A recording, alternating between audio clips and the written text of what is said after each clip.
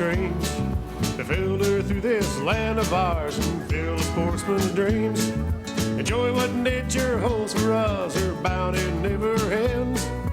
Getting back to basics with the practical sportsman. It's always an adventure, no matter where we go. From a favorite hunting spot to the highest fishing hole. Outdoor life we all can share with family and friends. We'll do it all together with a practical sportsman. We'll do it all together with a practical sportsman. Hello, sportsmen. It is October 1st if you're watching this show on Thursday. Today is the opening of Michigan's bow season. Now, I'm waiting until the third week of October for my bow camp, but I want to show you the new bow I'll be using this year. I'm going back to a recurve, and I'll explain why. We'll talk with Mark Raymond about using dogs to track deer. A new law makes it legal this year in certain circumstances. Bob Steiner will show how he trains retrievers with some new methods. Sal Gagne and I will talk about new hunting regulations and more. So you stay tuned. I'm Fred Trost. You're watching The Practical Sportsman. So this is the new bow, the new Phil Grable bow? Yep, that's it. It's basically the old one. It's essentially the one I've been selling and producing for a number of years, but it's been upgraded in the limb area. The limb, I know the limbs are Phil different. Grable from Lansing holds a number of field archery records, all shot on recurve bows, most of which he designed and manufactured himself. The neat thing about your bows, you came out with one of the early takedown recurve bows. Well, you came out with the first successful one. First successful. It shot a perfect score in national competition. But this, you can just unscrew these limbs, take it off of the riser? Yep, take the bolt out. All you do is take the bolt out right here, and the limbs come right off. There's two alignment pins that are pressing the handle, and that's what gives you your precision alignment. This is the only real precision aligned takedown bow in the world, really. Now, the riser here, which you might call the handle, boy, this feels good. This is what I learned on. Torque-free grip. It's a smaller handle than many of the old recurve bows. But as I learned, you go through the steps, get your hand right in there. The letter U with that thumb and index finger. The letter U with the thumb and the index finger. Put the tabs on. Now, some people may notice that I don't have an arm guard. That's because this man taught me how to shoot. After you get the grip, you turn your arm so it's flat. Lock your elbow down and out. Lock your elbow down and out like that. Everybody can do that too. Right, and then you just pull back. High elbow up on the back. Oh boy, I like this. Yeah. This is called... Oh, you didn't forget much, Fred. Oh no. No, you got it. No, this is the Apache. And that, grip. Under the chin draw. Three fingers under. I align the sight pin. In fact, you can see this, Matt. I'll do on this sight pin right here. I align when I pull back. I put that, I know how that feels right up through my nose. Oh boy, I could put that right in the middle of the lens. I don't know what it is, Phil, about recurve bows, but I think they're more fun to shoot. It's the real archery, it's not mechanical arrow launching or somewhere in between. It's the real archery, and it's what this sport was meant to be, the man in between the string and the bow. Nothing else. Your fingers, You can see where some of my attitudes came from as the guy who taught me archery. Yeah, and the old Martin F show, 30-some years ago? That's right, 30? Back in 1968. 30. That's when we did that. A lot of water under the bridge. There's been a lot of water under the bridge for both Phil and I since I met him in 1968. He taught me his techniques of shooting a recurve bow. Now this is the bow, the new bow, that he's manufacturing now. It's called a Folsom SST. He manufactures it right here in Michigan, and I am aware that for most of you bow hunters, recurves like this are a thing of the past. Now, be clear on this, I am not against compound bows, but I have to be honest, I find shooting a recurve to just be more fun than shooting a compound. Can't really explain why. I just enjoy watching the arrow drop towards the target. I enjoy the hard pull and just the challenge of it all. So I'm going to go back to recurve shooting, but it's totally for my own amusement. Now, the advantages of compound bows include these pulleys and wheels on here that once you pull the bow back, the mechanical advantage makes it real easy to hold it back for a long period of time. That's a big advantage for most bow hunters. You can't do that with a recurve. The further you pull it back, the harder it gets. And you have to practice. You have to build up your arm and shoulder and back muscles if you're going to shoot a recurve. And one thing I use for doing this is called a power pull by Saunders Archery. I pull this back a number of times each day, just hold it back to build up those muscles.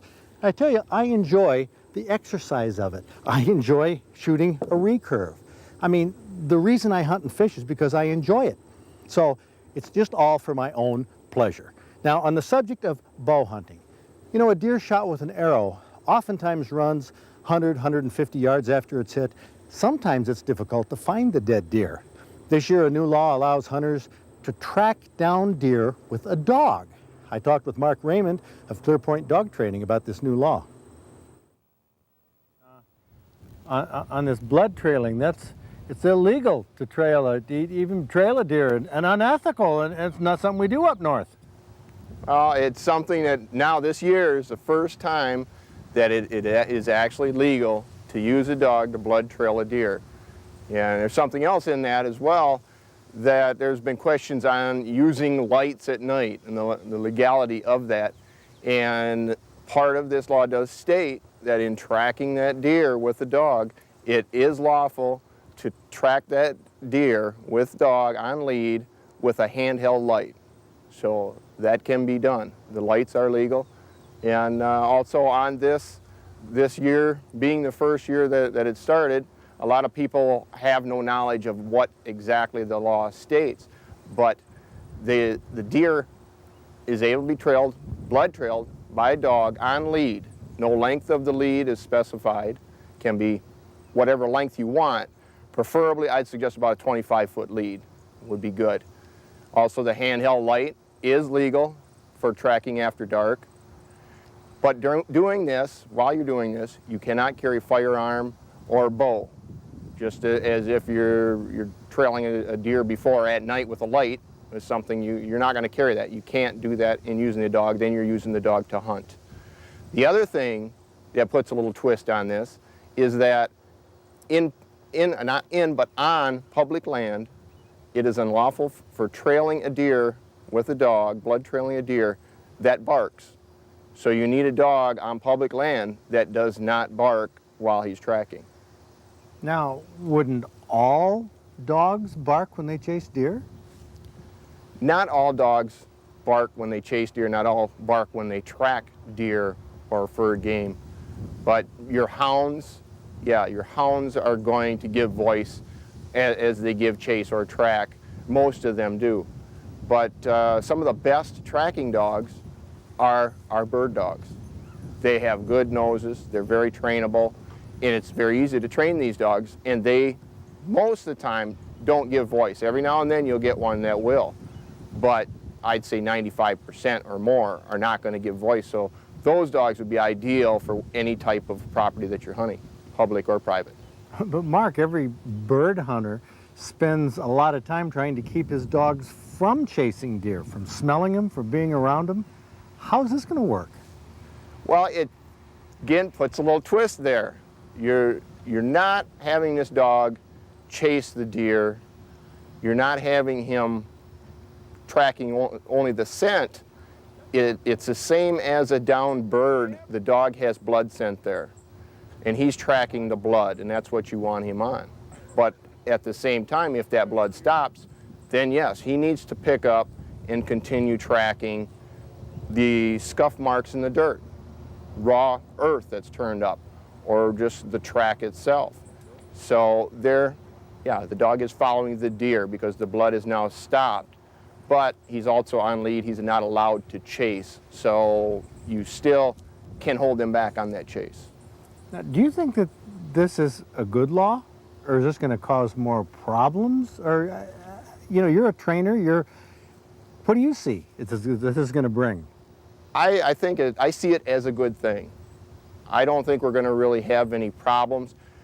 We're going to run into some, of course, with somebody going across another person's property with this dog, and he's going to be someone that does not like this. But as far as the recovery of game, I think the numbers will go up a little bit because of this.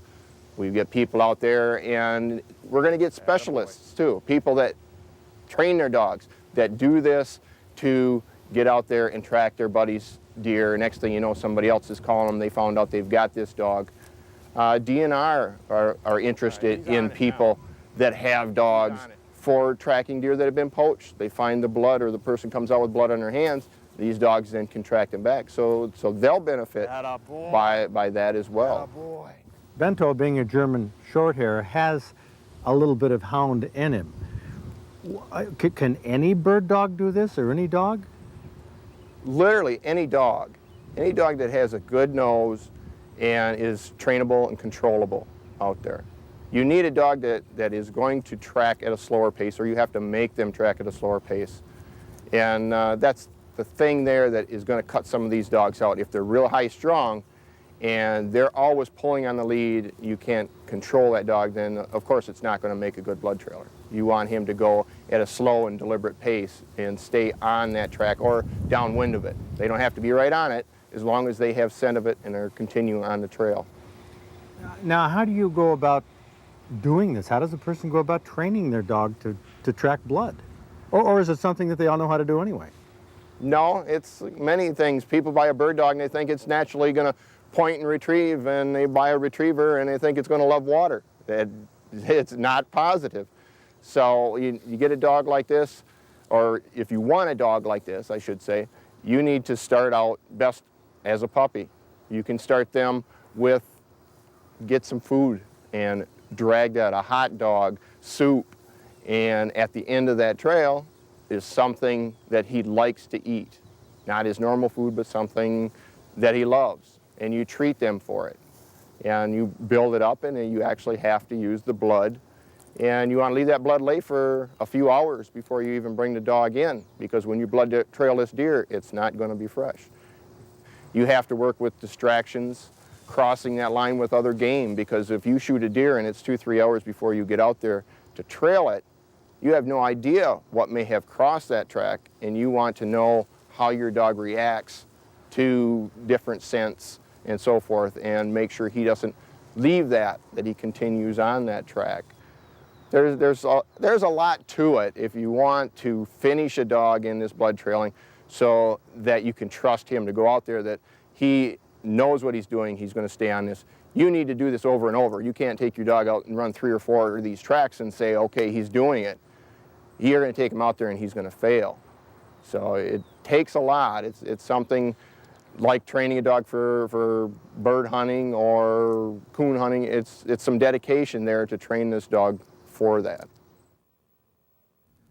We'll have Mark Raymond back in a couple weeks with another installment on this blood trailing, training dogs, how that's done. But that's only one part of this new regulation. You know, there's the legal side of it. I think this rule is pretty good from the standpoint that it's fairly easily enforceable. You can tell if the dog is barking on public land. You can tell whether the hunter has the dog on a leash. You can see whether the hunter has a weapon with him or not. So that's fairly enforceable. But I asked Sal Ghani to join me on this and evaluate one aspect. And the aspect is, what if someone finds a deer that is wounded and they need to finish the deer off? They can't have a weapon with them. Now, it seems silly to have to go way back to the car. What if that hunter had someone following, say 100 yards behind, with a gun in a case? So if the deer was found and it was wounded, they could go back to the guy with the gun and say, here, you take the dog, give me the gun, and go up and finish off the deer. The question is, would that be legal? Would it be legal to do that? What do you think, Sal? Well, my answer is I don't believe it would be. The law is quite clear. It says that a person can use a dog to locate a downed and mortally wounded deer if the dog is kept on a leash and no person in attendance has a firearm or a bow. In the circumstance you gave, there's a person in attendance, I believe he's following the person with the dog, and that would be a violation of the law. The only safe thing to do, I think, is to take your weapon back to the vehicle. If you have the dog in the vehicle, then take the dog and go out and trail your deer. So you're saying, Sal, that attendance means if a person is following along at any distance. What about if a person was driving a car along a road when another person was looking for the deer with the dog there, and then they came back to the car, but they moved the car? Would that be in attendance? Well, I think in that circumstance, you've got to look at the fact that the person is using a vehicle to chase an animal. I think it would be illegal, and it also could be considered an attendance. The person is with you, working in conjunction with you to trap it or track a deer, and I think it might be considered as attendance. Okay, how about this hypothetical? Somebody calls you, Sal, and says, I want to hire you to defend me on this. I don't think the other person was in attendance. I mean, you're going to have some wiggle room on the term attendance, aren't you? Well, in this circumstance, we have a brand new law. And with every brand new law, there's going to be a test case. This year or next year, there will be a test case, and a court is going to have to decide what that attendance means. So you would defend somebody on that to argue that attendance does have a more liberal meaning? Of course it would. In a case like this, you have a person who's charged with a crime. In criminal law, the prosecution has a burden to prove a defendant is guilty beyond reasonable doubt. In a case like this, I wouldn't want someone to be convicted on a lack of a definition. I'd go in and fight to make sure we can get to the bottom of what attendance means. That's the job in court. Defining words, that's often what court battles end up focusing on, and I'm sure this word attendance will be focused on sometime in this coming year. We have many more law shows, questions of law coming up in the next month or so because of the rather confusing deer regulations that a lot of people are confused about. We'll get on with that next week. Right now, our duck season opener is coming up in the northern part of the state. Bob Steiner is going to shed some light on some terms like concept ponds. He'll tell us what that's all about. Alice and I have invested a considerable amount here in getting these concept ponds dug, which are behind us. And without concept ponds, it's very difficult to teach a retriever proper water entries, water exits, how to handle different kinds of situations that they encounter when you're hunting. And so for that reason, we have a lot of points, islands, peninsulas, and areas that we can train the dogs to go over, past. Is that why you call that a concept pond? What's concept pond mean? Concept is exactly that. They're learning the concept of going past a point, over a peninsula or a point, They're through to go straight while they're doing all of this. through slots. They learn, as you'll see when we get an overhead view, there are 3 fingers of land and water, and they will go across those in varying degrees of difficulty. Starting out with youngsters, we may only go from the land on one side to a short land on the other. And the more advanced dogs will have to go across all of them. Well, who designed, is this a basic design of a concept pond or what? Or did you design it? Or? Well, Alice and I went to California to some folks out there that are pretty well recognized Tritronics trainers called Jim and Phyllis Dobbs. Wrote a book called Tritronics Retriever Training, and when we saw Jim and Phyllis's concept pond while we were out there for a remote electronic collar training clinic, we fell in love with their ponds and asked Jim if he would design or lay them out for us. So Jim did design these ponds. Jim's a professional trainer, has been training for many, many years, traveling all over the country now, putting on retriever training seminars for electronic collar training. Electronic collar training? Well, it's an extended leash out to a quarter of a mile where we can't physically have a lead on a dog to make a correction. We now do that electronically. Well, I mean, are you talking about electrically or electronically? I mean, is this giving them a zap? There is an electrical stimulation involved. However, each dog has a level at which they will work comfortably. We need to find that level before we ever start training our retrievers. And with our electronic collars, we have 15 different levels of stimulation available to us. And we work until we find the level at which the dog will perform and will learn without being hurt. And that's the way we use the electrical stimulation to our advantage. So what happens when a dog is way out there and you give it the stimulation, as you call it? What does it do? Does it look back at you then? Well, that depends what you're doing. In some cases, if you blow a sit whistle and the dog doesn't stop and they're electrically stimulated, they're reminded, oh, I should have stopped. The advantage of electrical training is that it's instant. Now, just in that situation we just talked about, if a dog is 100 yards away from you and you blow a sit whistle and it doesn't, you used to have to run out there, You catch the dog as quick as you can and correct it out there. Now you've had maybe a minute, minute and a half has gone by. The dog really can't relate. What am I being shook up for? Why am I being corrected? If the timing is not as precise as with an electrical stimulation. If you blow a sit whistle and the dog doesn't sit, instantly they're stimulated to boom. Oh yes, I remember now, I should have sat. And so the corrections are much more meaningful electrically than they were manually. Do they wear these electronic collars not in the water? Everywhere. Oh yeah, They they're do? waterproof, 100% waterproof. Oh yeah. So it's not like the old hairdryer in the shower? No. They work in the water, out of the water, anywhere the dog is. Up to a mile away. We aren't training in that sort of distances because hunters don't have to deal with dogs at that distance. Well, when did you get into this? I mean, I don't remember these collars being a part of your training a few years ago. Well, we were in California at least 6 years ago, 7 years ago. So for that length of time, we've been involved with electrical collar training. What got you into it? The demand being put on us now by handlers to make, or owners to make more progress quicker. You can train a lot faster than we used to be able to manually. If you have to run out there and correct the dog, it takes a lot longer than it does to instantly stimulate and be back on track with your training process.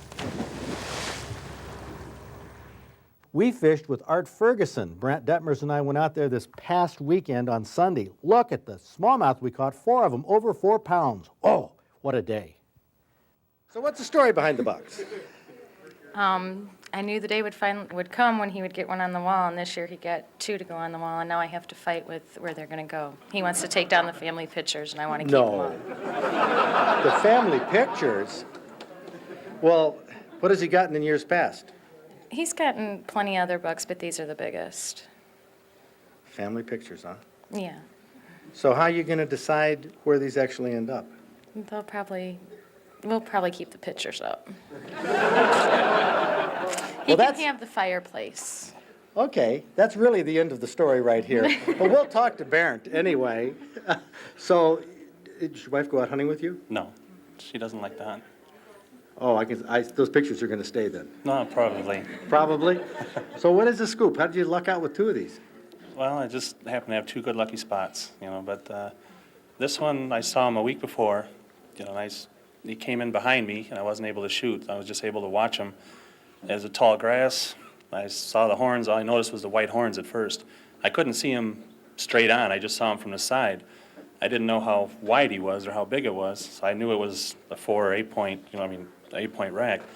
But I just had to watch him go, and I figured, well, that's it. I'll never see him again. But I went back a week later, and it was getting close to evening. Shot him at 7 o'clock, but I'm hunting by a thicket with a pond. I heard some noise come out, and I turned, got ready. At first, I thought it was a smaller deer, and then the first thing I saw come out of the thicket was white horns again. So I knew which buck it was, the one I saw a week before. So it's the same one? Yeah. And that was with a bow? Yes. That one was with a muzzleloader. You got this, so in December? Yeah. That is quite a season. Yes, I waited. I said I wasn't going to get something mounted until I had a big deer. Well, this year I got 2 of them I had to get mounted. I got an idea for next year. Yeah. Don't get something mounted until you have a place to put them. Yes, that's a good place to put it. Congratulations. Very good. Get your picture.